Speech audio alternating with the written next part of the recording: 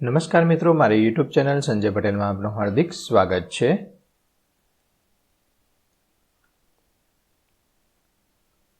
બાળ મિત્રો, આજે આપણે ધોરણ 5 વિષય છે ગુજરાતી કેકારવ, તેનો પાઠ 6. પાઠનું નામ છે અખિયો કી દિબિયામાં ચાંદો, સૂરજ અને પહાડ. તેની સ્વઅધ્યયન પોથી જે આ વર્ષે નવી આવેલી છે તેનું સંપૂર્ણ સોલ્યુશન આજે આપણે આ વિડીયોની અંદર જોવાના છીએ.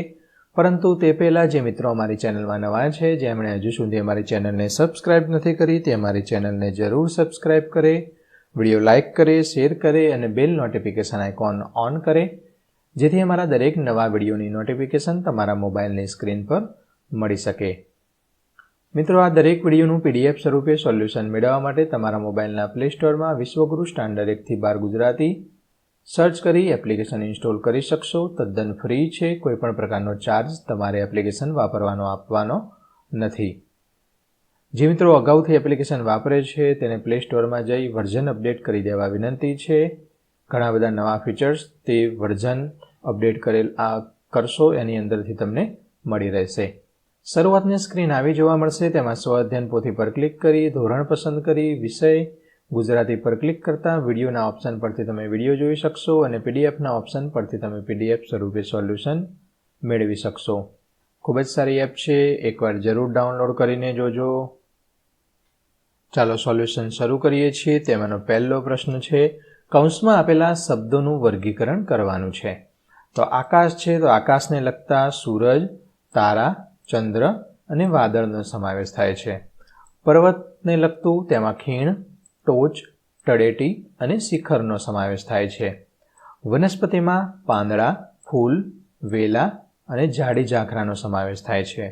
મિત્રો, આ એક અમારી વ્યક્તિગત ચેનલ છે અને આની અંદર જે કોઈ પણ જવાબ આપવામાં આવે છે અમારા વ્યક્તિગત વિચારોને આધીન જવાબ લખવામાં આવેલા છે. તમે તમારી રીતે પણ જવાબ લખી શકશો. પ્રશ્ન 2, ઉદાહરણ મુજબ વાક્ય બનાવો. ઉદાહરણ છે ભીની ભીની. ચોમાસામાં ભીની ભીની માટીમાં રમવાની મજા આવે છે. ઊંચા ઊંચા, તો મનાલીમાં ઊંચા ઊંચા પર્વતો જોવા મળ્યા છે. જરા જરા, તો બધા જરા જરા ખસી જાઓ. ધીમે ધીમે, જરા ધીમે ધીમે બોલો, પપ્પા સૂતા છે. લાંબા લાંબા, તો મારા લાંબા લાંબા વાળ જોઈ એ ચકિત થઈ ગઈ. જેમ જેમ, તો જેમ જેમ ઉપર જઈએ તેમ તેમ હવા પાતળી થતી જાય છે. વધી વધીને, તો વધી વધીને અમે 4 લોકો આવીશું. પ્રશ્ન 3 છે, ખાલી જગ્યા પૂર્ણ કરવાની છે, તે પણ કૌંસમાંથી જ લેવાનું છે. પહેલું, અરર, મને તો આજે ખબર પડી. અરે વાહ, તું તો ખૂબ હોશિયાર છે. ઓહ, આ શું થઈ ગયું? અહા, સી રમણીય વનરાજી. તો આ રીતે તમે લખી શકશો. પ્રશ્ન 4, રેખાંકિત શબ્દની જગ્યાએ વાર્તામાં આપેલ સમાન અર્થ ધરાવતા શબ્દો મૂકી ફકરો ફરીથી લખવાનો છે. રેખાંકિત એટલે કે આ પર્વત, તો વાર્તાની અંદર આવો પર્વતને સમાન અર્થ કયો આપેલો છે તે આ જગ્યાએ લખી અને ફકરો ફરીથી લખવાનો છે. જોઈએ, એક દિવસ છોકરાને ઘરેથી ભાગી પર્વત, જો તો પર્વત જ છે, જવાનું મન થયું. છોકરો રોજ ચંદ્રને જોયા કરતો. ચંદ્ર રોજ શા માટે દૂરના પર્વત ઉપર જતો રહેતો હશે? એનું છોકરાઓને કૌતુક રહ્યા કરતું. પહાડ ઉપર એણે ઘણા પ્રાણીઓના પગેરા એટલે કે પગલા જોયા.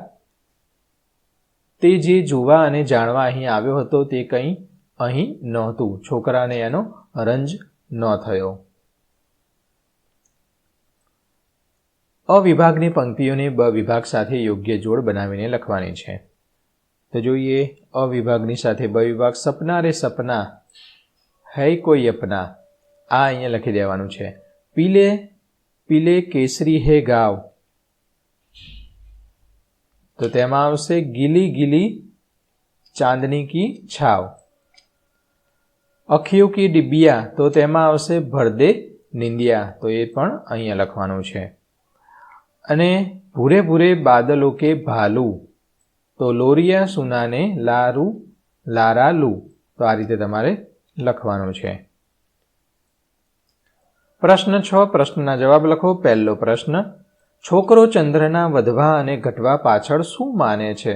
તો ચંદ્ર રાજી હોય ત્યારે વધતો હશે અને ગમગીન હોય ત્યારે ઘટતો હશે, એમ છોકરો માને છે. બીજો પ્રશ્ન છે, ચંદ્રનું મોં ક્યારે વધતું અને ક્યારે નાનું થતું? તો ચંદ્રનું મોં દરરોજ રાત્રે જરા જરા વધતું અને વધી વધીને મોટું ગોળ મટોળ થતું, પછી પાછું ધીમે ધીમે નાનું થઈ જતું. પ્રશ્ન 3 છે, ચંદ્ર, તારા અને છોકરાના સંવાદથી કોને હસવું આવી ગયું? તો ચંદ્ર, તારા અને છોકરાના સંવાદથી વાદળોને ખડખડાટ હસવું આવી ગયું. છોકરાને ઘરેથી ભાગી ક્યાં જવું હતું? શા માટે? તો પર્વત પર જવું હતું, જેથી તેને તે અંબરનું સઘળું રહસ્ય સમજાઈ જાય. પ્રશ્ન 5, ટોચ ઉપર જઈને છોકરાએ શું જોયું? તો ટોચ ઉપર જઈને છોકરાએ થોડાક જણ એક તાપણાની આસપાસ બેઠા હતા. આજુબાજુ પોતપોતાના ઘર જેવા નાનકડા ઘર હતા અને ઘરની બારીઓમાં પોતાના જેવા નાનકડા છોકરા હતા.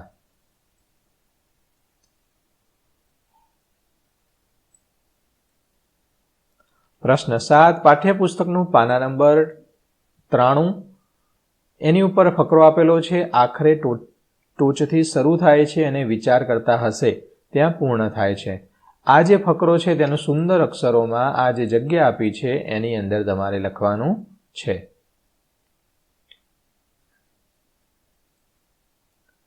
પ્રશ્ન 8, તમને કઈ કઈ બાબતોનું અચરજ થાય છે? 5 બાબતો જણાવો. તો કોક વાર ચંદ્ર સાથે વાતો કરતો અને સામે તારા પોતાની વાતો કરતા, તે બાબત સૌના સંવાદથી વાદળ ખડખડાટ હસી પડતા, તે તારાઓના હોઠ હાલતા, તે બાબત ચંદ્ર મુગ્ધ થઈને એમનો કવિતા પાઠ સાંભળતો, તે બાબત અને દિવસે સૂરજ એક પછી એક ડગલા ઉતારતો અને વાદળ તે રંગરંગીન ડગલા પહેરી આકાશના અરીસામાં જોતા, તે બાબતનું અચરજ થાય છે. એટલે કે નવાઈ લાગે, આવું બધું હશે, આવું બધું કરતા હશે એમ. પ્રશ્ન 9, મેં જોયેલું સપનું વિશે 5 થી 7 વાક્યમાં લખો. અહીંયા નમૂના રૂપ હું અહીંયા લખું છું, તમારે તમારી રીતે લખવાનું છે. મિત્રો, આ વિડીયો છે ફક્ત સોલ્યુશન પૂરતો જ છે, ના સમજાય તો જ મારા વિડીયોનો સહારો લેવાનો છે.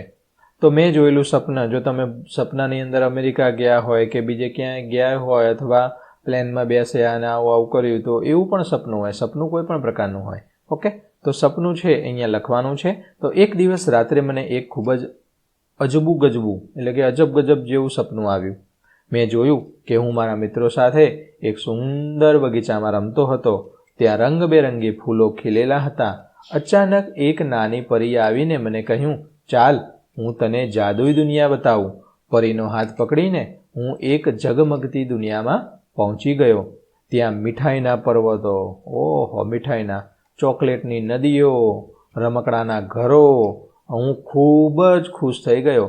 મેં ત્યાં ઉડતી સાયકલ ચલાવી અને રંગીન વાદળોમાં સવારી કરી.